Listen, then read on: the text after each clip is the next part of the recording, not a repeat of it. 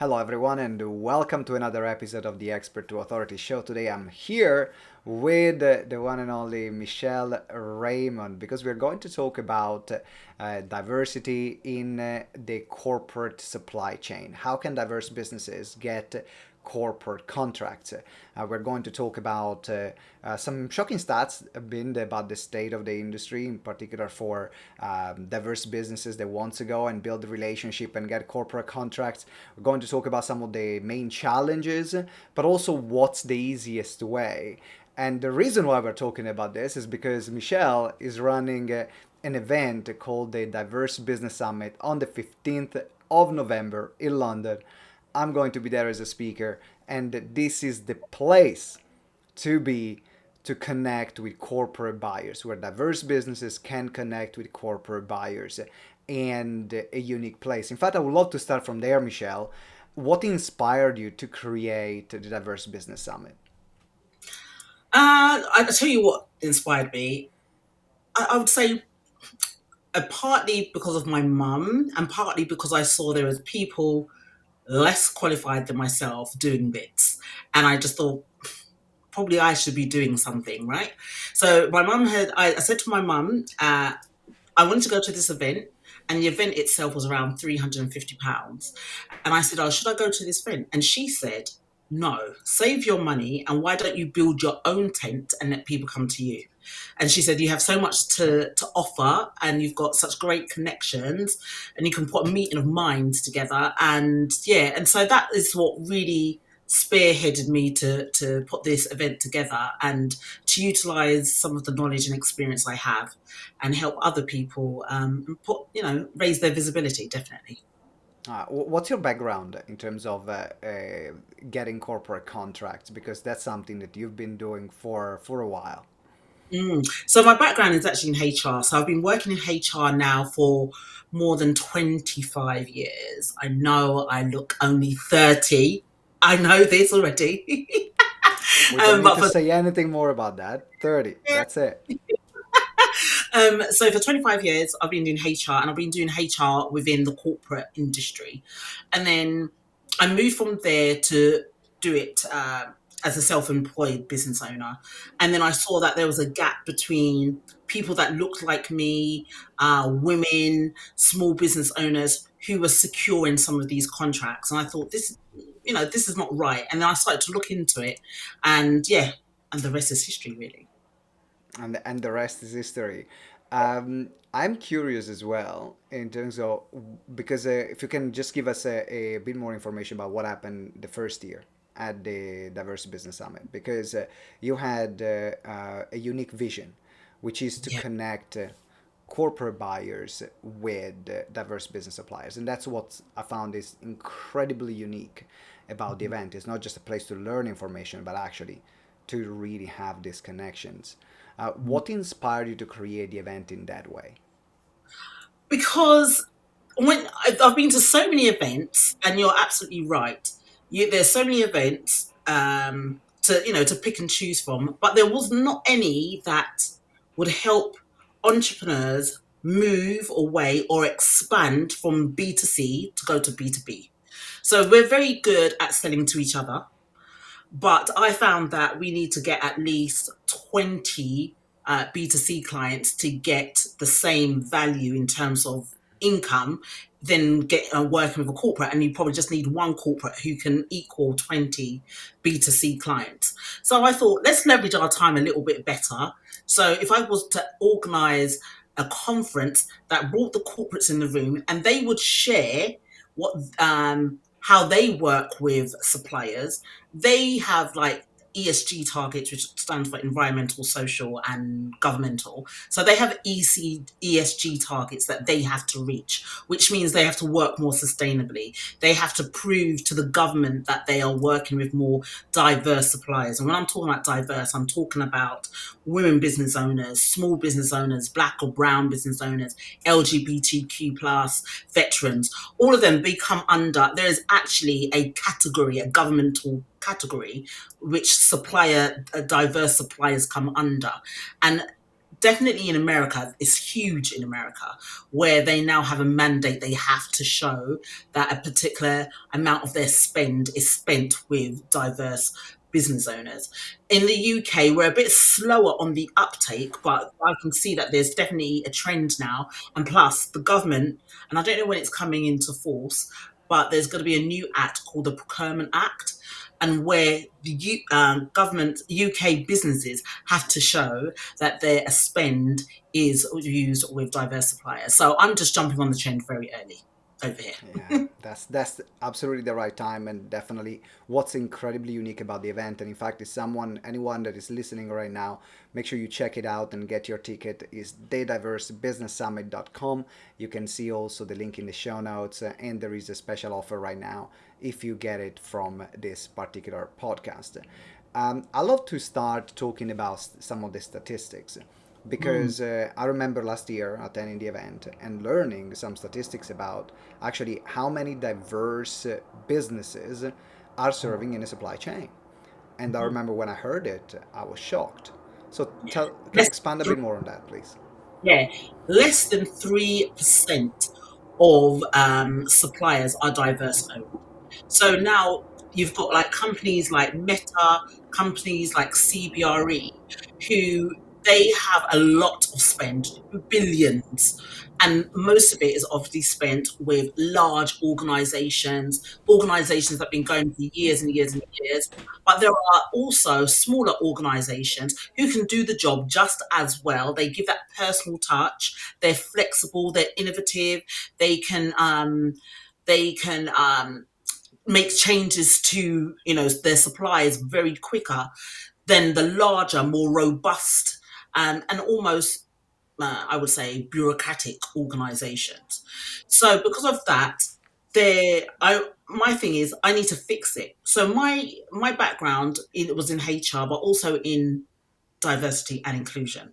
What I've only done is just expanded that to supplier diversity. So getting people like us in front of these corporate organizations and say, hey, here I am. This is what I can do. This is how well I can serve you. This is the results I've got. This is my credibility.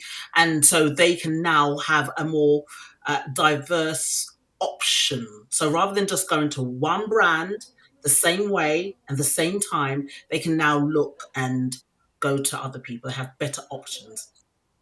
Why do they tend to stick with one brand? If you think about from the corporate side, like I, why do they tend to stick with and not expand? Because if you think about society in which we are right now, it's not that the conversation around diversity, inclusion is not happening. There are big campaigns, it's told everywhere, there are initiatives to open more doors, and still is not reflecting in the actual number of the diversity in the supply chain. So why is not changed yet? Do you know what it is? I think most of these organizations are anti risk. So they want to work with a known entity that they know they'll get the job done. When I've interviewed some of these corporates, they've actually said to me the reason why they're always hesitant or reluctant to work with new suppliers or small suppliers is A, do they have the scale and gravitas to handle what we need? So that's the first thing. They also say, can they get the job done? Can they actually do what they say they can do?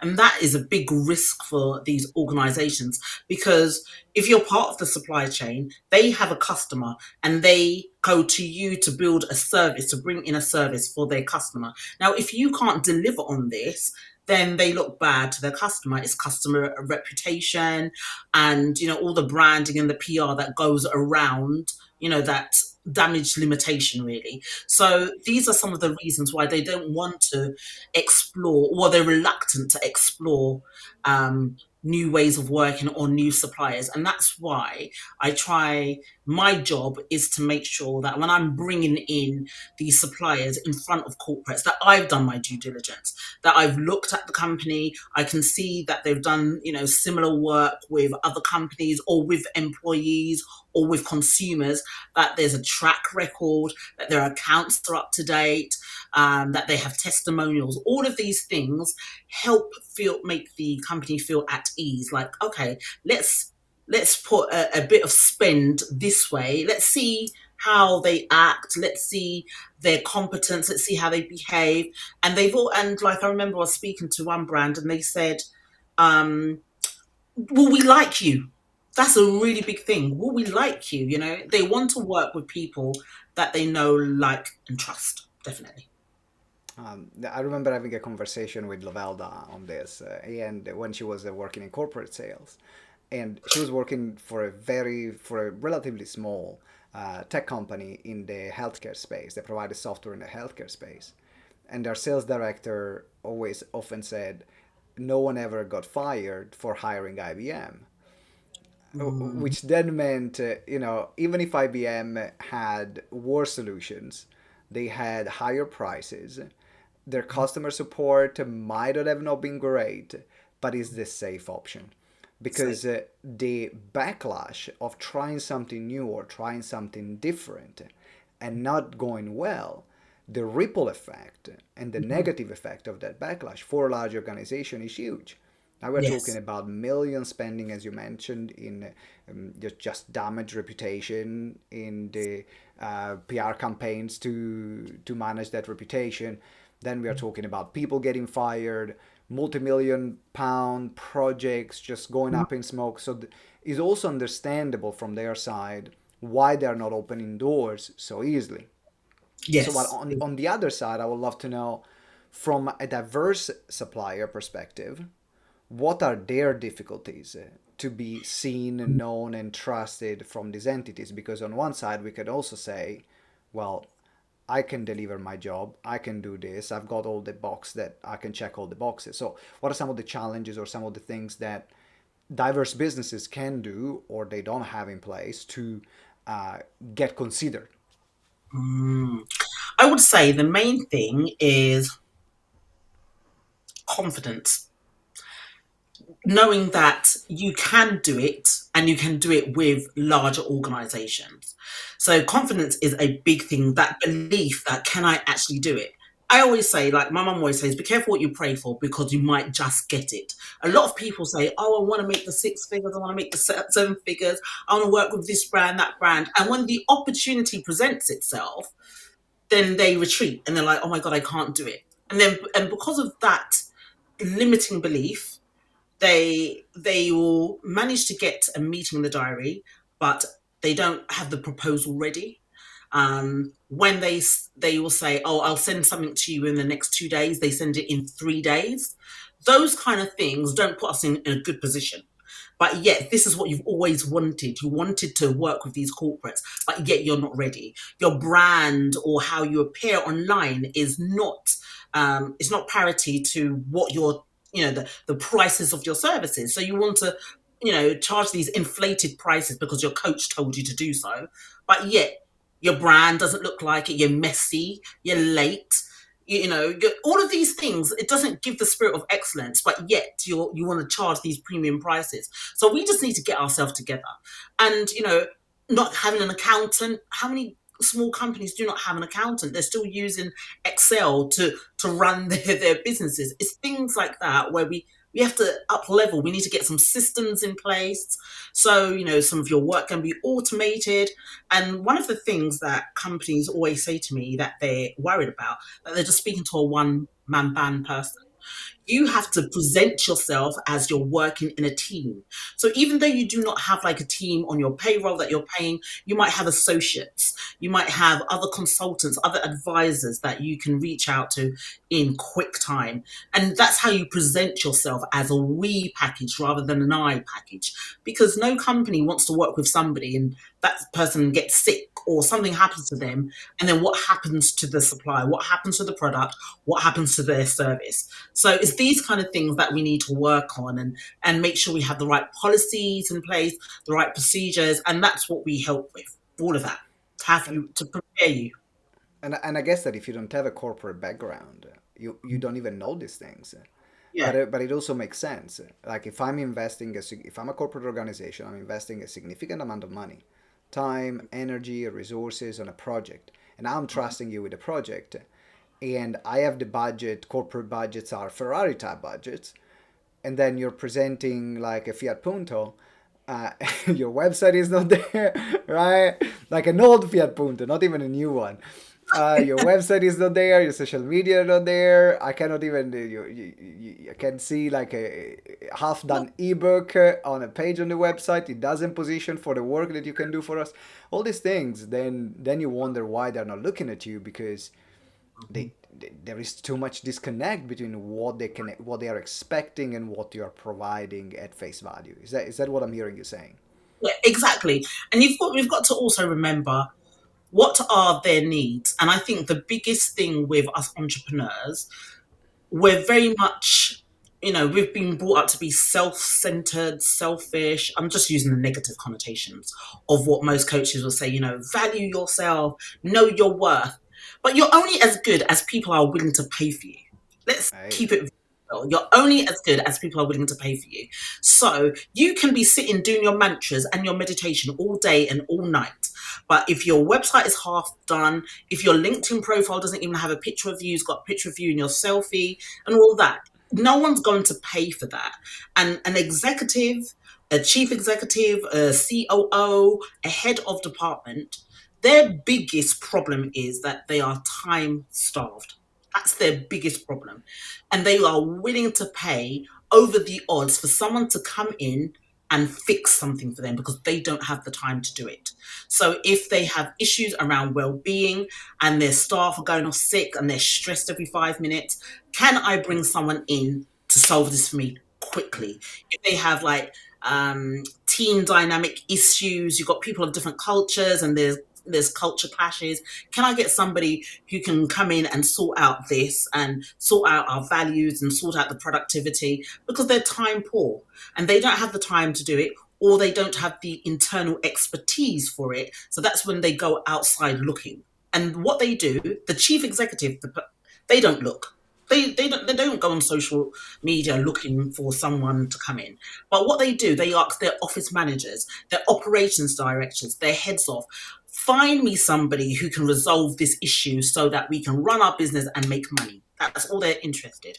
So because they don't have the internal capacity, they don't have somebody, and to get somebody in and to train them up and to onboard them and all of that, and pay them a 35 or 45K salary on top of all the other cost, it's easier for them to bring someone else in and just pay the 50K, get that over and done with, done and dusted, put them on their preferred suppliers list. If this happens again, we can bring them in, or what else can you do?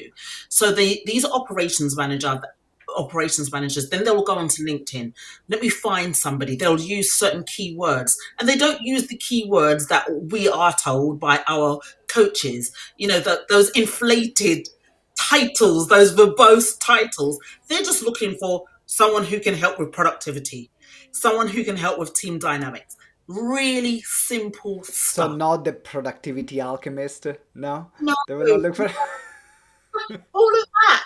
They're not looking for that. They are not looking for that. And so we as entrepreneurs have to think like, how do corporates who are time starved, how do they think? How do they operate? How do they search for people like me? Yeah, that's gold. That's absolutely gold. So going about that, how do they search? What's the easiest way for diverse businesses to get noticed by the corporate buyers? And I know that you talk a lot about proximity. So if we can expand on that topic, that would be absolutely amazing.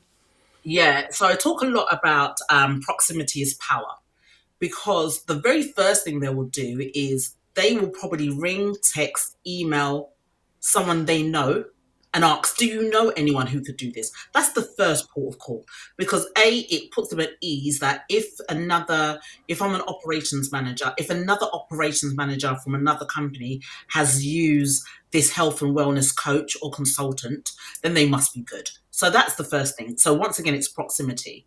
And then after that, if they don't get anywhere with someone that they know, they'll probably go onto LinkedIn, or they go into Google. They'll go into Google or LinkedIn and they'll just type who's coming up. If I type up health and wellness expert or productivity coach or leadership coach, who's coming up? And then they'll do their due diligence and see where they've worked before, who they're taught, who's on their list, and then they have a look at And another thing they will do is if they're looking at that person on LinkedIn, there's like a list of people, other people you should look at who's similar to that. You know, you either want to come up there or you want to come up there. Right. That's once again, it's that proximity because they feel safe in people who are similar to each other. So I always say is to make sure that you are visible in the right places, definitely on LinkedIn, definitely just on Google. There should be podcasts, there should be blogs, there should be books, something that you've done that's imprinted so it's easy for them to find. And you want to make sure that your connections are not just centered around people who look like you, who speak like you, who act like you. You need to expand your network so that you are invited to the rooms where these corporates are in. You are invited to conferences where that they partake. You're invited to like restaurant openings or golf tournaments. These types of things that you're privileged because you know a certain person who knows somebody else, and they can invite you and bring your name in the rooms. That's what we need to be doing. What happens is coaches, consultants, speakers, and trainers only go to events with coaches, consultants, speakers, and trainers go. Correct. That's it. That's you know what, and I mean that's my field as well because all my clients are speakers, coaches, trainers, consultants, and when we work together, one of the things that we look at is okay, what's your network like? Do you have a network of ideal clients, or do you just have a network of peers? Mm-hmm. And the majority of them, if I'm saying, oh, I've got like 5,000 LinkedIn connection, yeah, 4,000 are other coaches. They're not your target audience. So you are basically posting on LinkedIn and no one relevant is Mm-hmm. actually seeing what you want to do. Maybe you want to access a corporate. Maybe you want to work with a small business. Maybe you don't even work with coaches and you work with, I don't know, people that are employed and they work as managers. Are you Yeah, connected to managers? No. So there is a lot of truth in what you're saying in terms of people just staying in their industry bubble because it feels safe, because it's sure. where everyone else goes. Yeah, yeah, definitely. I always say that your network should be horizontal and should be vertical. So you should go to events and be seen in events where your peers are, but you also need to be at events where you may be the only one. So I, for example, my background is HR and leadership, but I will go to an accountancy summit or an accountancy conference. Why? Because I'm probably going to be the only one in HR or in leadership there because everyone there will be accountants. But I know that actually, if I reach out to an accountant and we can connect, I can access their resources or their contacts, they can access mine. So now I'm going outside of the bubble. So these are the things that I tend to do. And then I will might go to um, an AI summit, or I might just go to I go to lots of law conferences or mock what they call mock tribunals. I do that. So I'm not really active in HR as I was before, but I will still go to these things. I'm still on their mailing list because that's where I'm going to find my new client because I'll be the only one. And then that makes me special. Now they want to speak to me. Tell me more. What are you working on? Because I'm the only one there who's doing that. Because So, they've already told to about 50 other accountants. So, what are you doing? I'm an accountant. What are you doing? I'm a accountant. What are you doing? An accountant. What are you doing? HR. Oh, interesting. It's like, oh my God. exactly, exactly. No, I love it. So I think we explored everything here.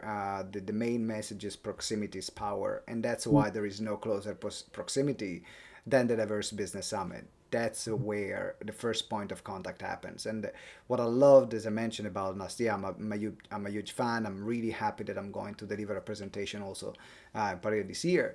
What I really loved is this space where the first point of contact can happen because most of the time, if I'm thinking about, if I ask someone, it's like, who do you need to contact? I know Lloyd's was one of the sponsors last year, right?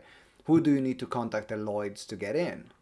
Yes. Majority of people will have no clue being able to search for what their job title is, what their agenda is, and so on. So having them in the room saying, this is me, this is my email, this is what we are looking for, this is we are gonna consider you if you provide X, Y, and Z. We are not going to consider if you don't provide X, Y, and Z, so you got time to work on it. That's absolutely gold. That is gold. And let me tell you, you're talking, and I just remembered something. Do you know that it's easier when people always ask me, how do I find these corporates? Where do I find them? And I said, yeah, you can find them online and you can find them in magazines and podcasts, but nothing gets you closer than when you meet them face to face. Why? Because I feel like there's almost this energy of, let me give because you're in front of me. So, whereas if you had emailed somebody or if you'd connected with them on LinkedIn, they're not going to give you their email address. They're not going to tell you much.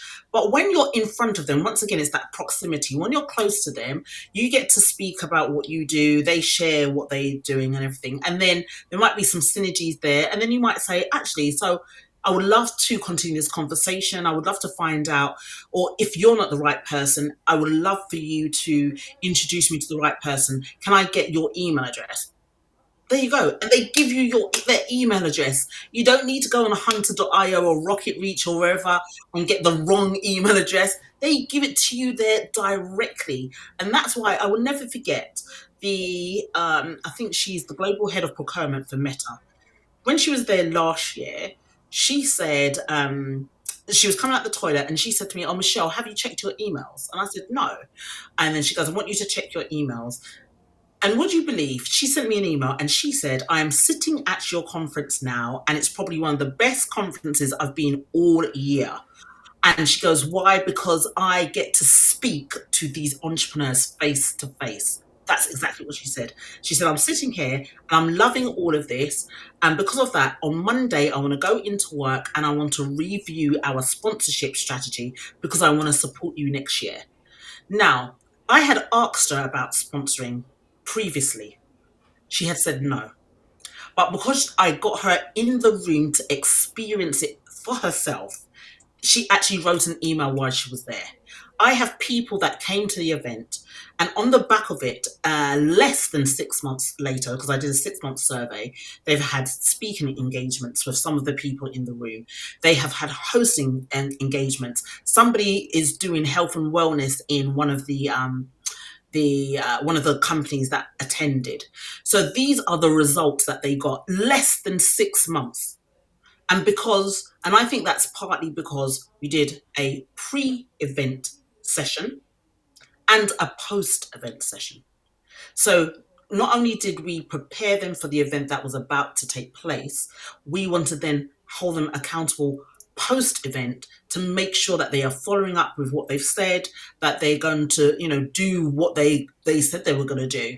And I think that made the difference. Yeah, and that's what, as I mentioned, is incredibly unique about this particular event, because there is not just the thought about who do we have in the room, but how do we prepare people to make the most of the opportunity in the room from before the event and then after the event. And that's something that many event organizers don't think about, because let's be honest, organizing one event is already enough work. So you don't need to organize other two events, like a pre and a post one, right? uh, but it makes the world of a difference. Is there any particular thing, if you're looking at this year, this year's event, that you're really incredibly excited about, or something new that you're bringing? Just tease us. I've got something, and I've pitched it to a number of corporates, and they're excited about it.